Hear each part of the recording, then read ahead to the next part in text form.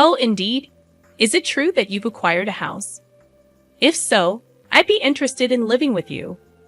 Unexpectedly, my mother-in-law started uttering such an absurd proposition over the phone. She must have caught wind of our recent home purchase from my husband. I could discern my sister-in-law's amused chuckles in the background. Does she believe her laughter can go unnoticed?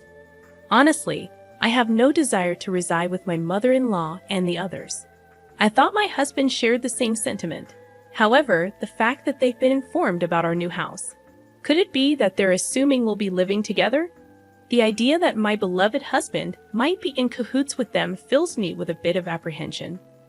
Yet, I have no intention of yielding to their wishes. Are they trying to manipulate me? If that's their game, I'll reverse the roles.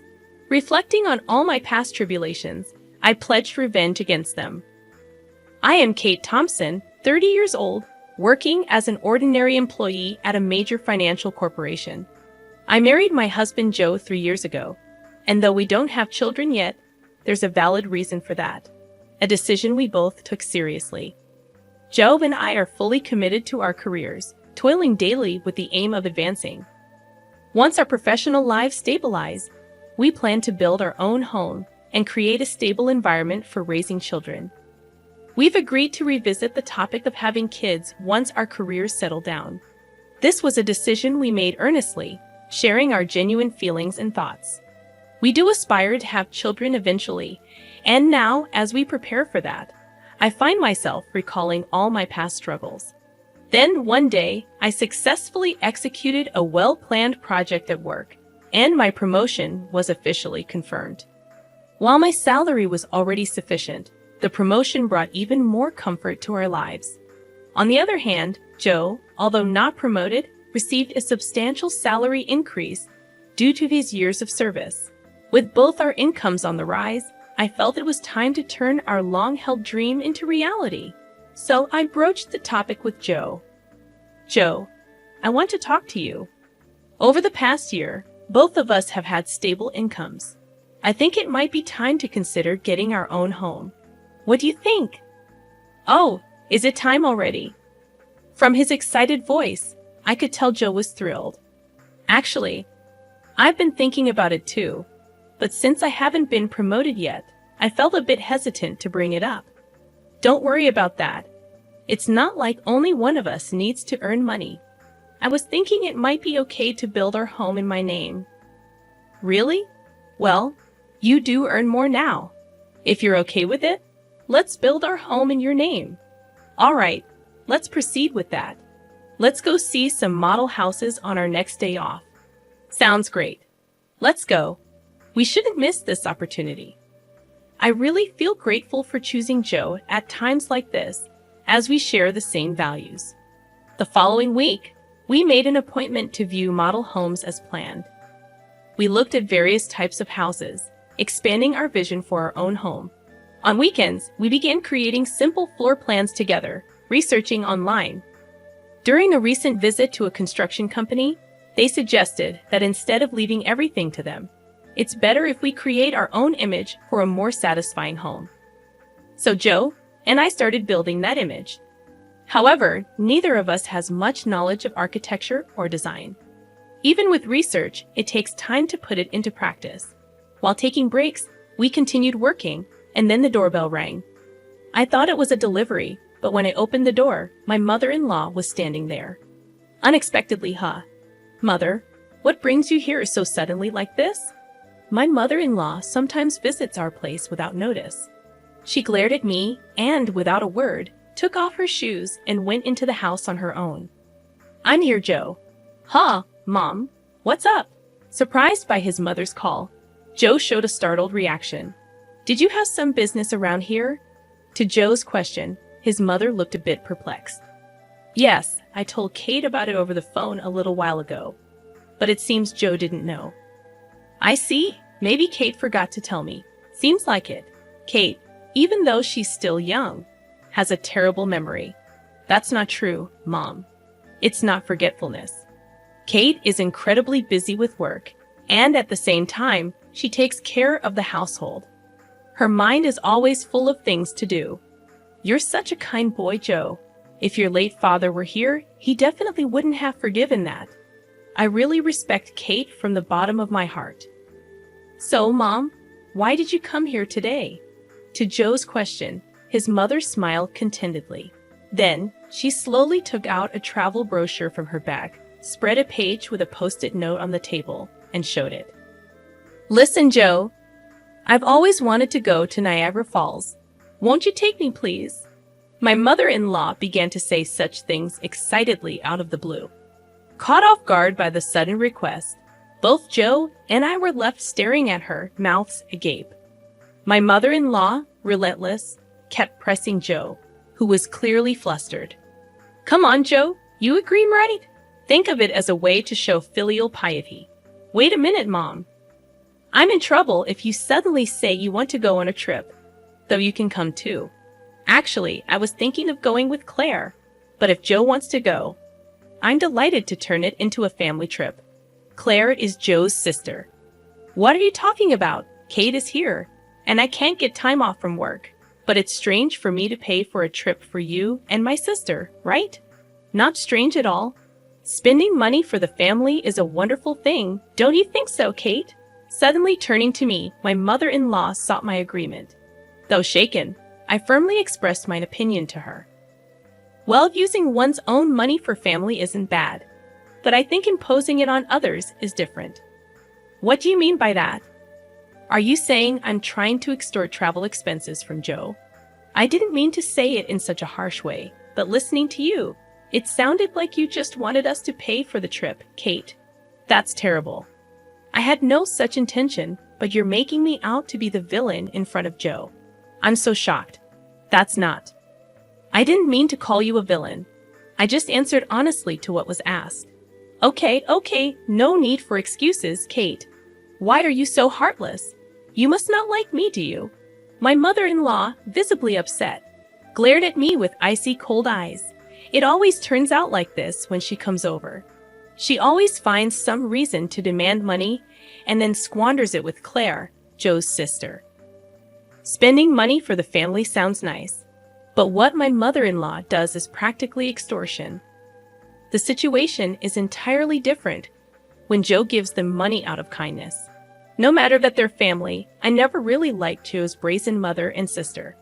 According to Joe, his mother and sister became so selfish after his father passed away.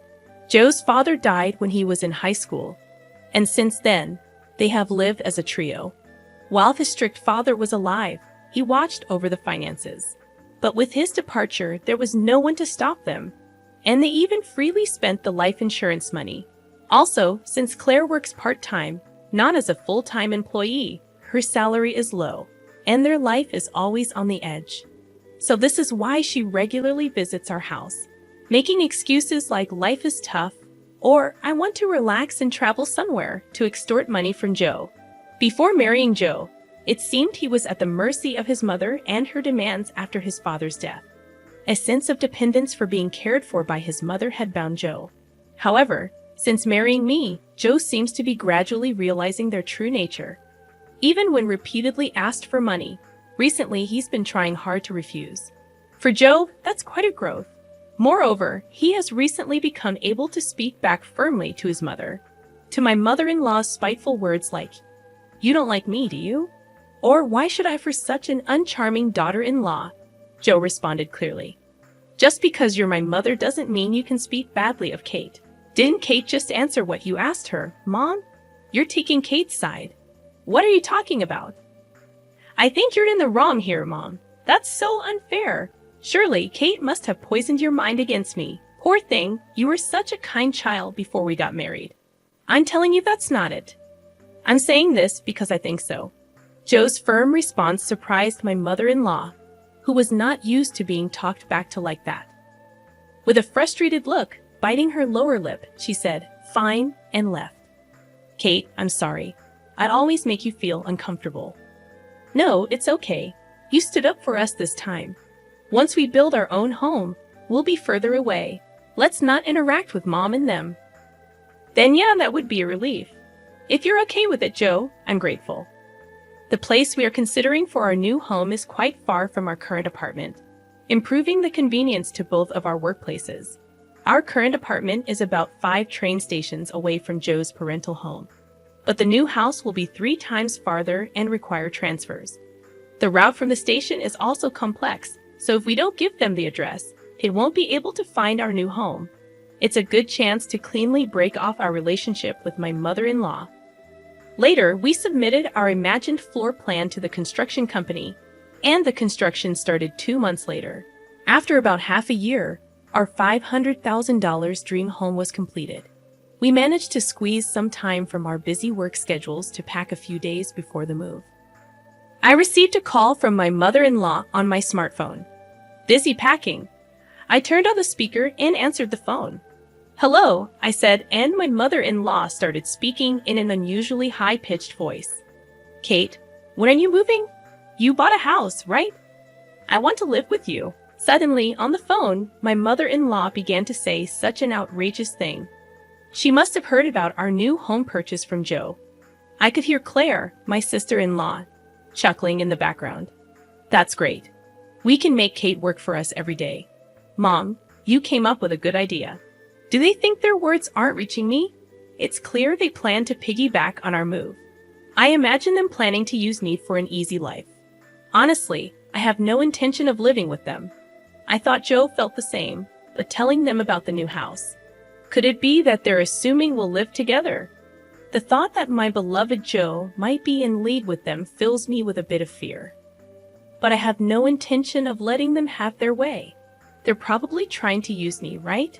If that's the case, I'll turn it around and use them. I told them the date of our move. Then my mother-in-law and Claire said, "We'll come to the apartment in the afternoon on that day. Take us with you in the car, and arrange the movers for us too." They hung up after making their demands. But of course, I have no intention of complying. For now, I'll check the facts with Joe. As I was about to go and tell Joe this, he was already standing behind me. "Joe, you were there. I came to say we should take a break, but was that Mom on the phone just now?" "Ah, yes. I was going to talk to you about it too. Why did you tell your mother about our new home?" "It's not like that. Actually, when Mom came over last time, she seems to have seen the floor plan of our new house. She kept pestering me about it every day. So, Kate, I'm really sorry." "I see. So you don't intend to live with your mother, right?" "Of course not.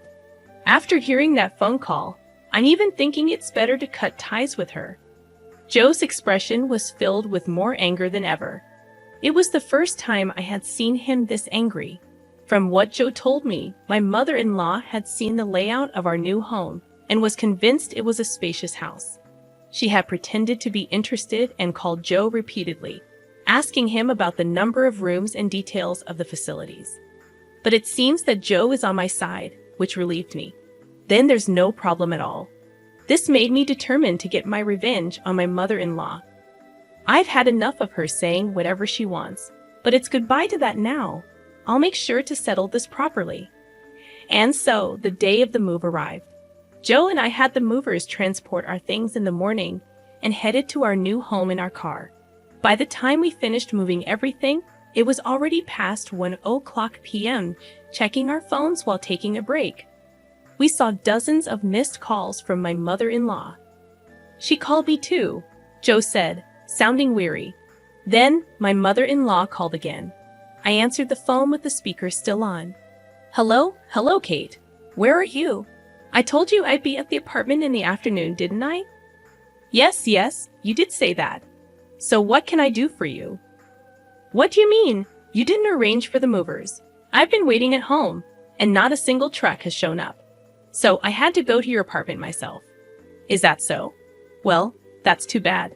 You know I didn't arrange for any movers." "What? That's not the agreement. Where is your new house?" "Huh? You really think I'd tell you?" After saying that clearly, my mother-in-law uttered a dumbfounded huh. She probably thought that as long as Joe was there, she could always have her way. But Joe is different now.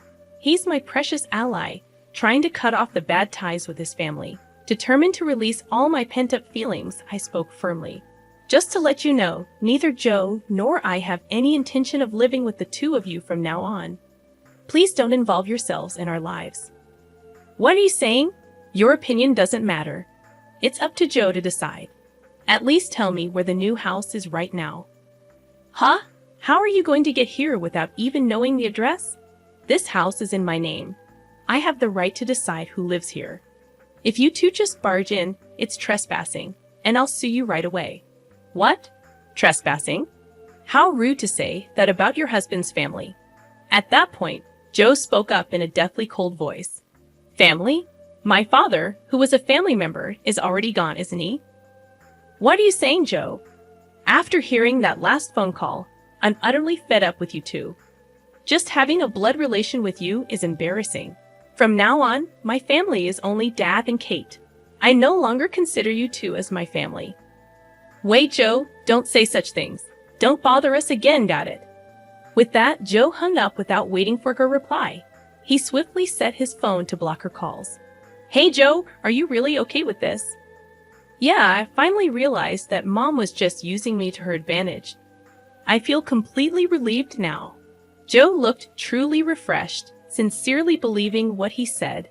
That's how we, as a couple, managed to cut off the bad ties with my mother-in-law and sister. Afterwards, they had to change their lifestyle drastically, as Joe stopped supporting them completely.